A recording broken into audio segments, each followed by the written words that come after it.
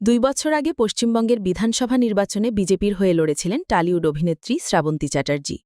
তবে ব্যাপক ভোটে হেরে যান তিনি। দলটিতে যোগ দেওয়ার পর নানা ক্ষোভ উগরে তা থেকে পদত্যাগও করেনি অভিনেত্রী। এবার শোনা যাচ্ছে আসন্ন বিধানসভা নির্বাচনে এবার তৃণমূলের হয়ে ভোটে দাঁড়াতে দেখা যাবে শ্রাবন্তীকে। এমন গুঞ্জন চাউর হতে এবার তা নিয়ে মুখ খুললেন অভিনেত্রী।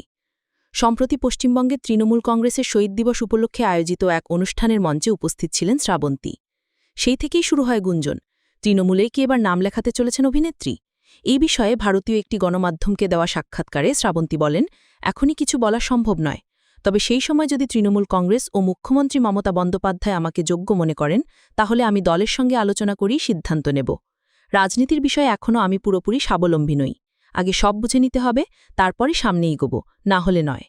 এদিন বিজেপির হয়ে ভোটে দাঁড়ানোর তিক্ত অভিজ্ঞতার কথাও শেয়ার করেছেন অভিনেত্রী। সেই প্রসঙ্গ টেনে শ্রাবন্তী বলেন, আগে হুট করে সিদ্ধান্ত নিয়েছিলাম, ভেবেছিলাম জিতে যাব, কিন্তু তেমনটা হয়নি। তবে শুধু হেরে গেছি বলেই বিজেপি ছেড়ে দিইনি। অভিজ্ঞতা ভালো না থাকায় আমি নিজেই সরে এসেছি। শ্রাবন্তী চট্টোপাধ্যায় ছাড়াও সম্প্রতি বিজেপি ছেড়ে তৃণমূলে ফিরেছেন রূপাঞ্জনা মিত্র, রিমঝিম মিত্র ও সোহেল দত্তের মতো তারকারা। বর্তমানে অভিনয়ের ব্যস্ততাও রয়েছে শ্রাবন্তীর।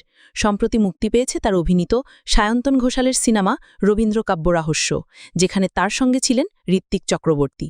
আর চলতি বছরের পূজায় মুক্তি পেতে চলেছে শ্রাবন্তীর অন্যতম প্রতীক্ষিত সিনেমা দেবী চৌধুরানী।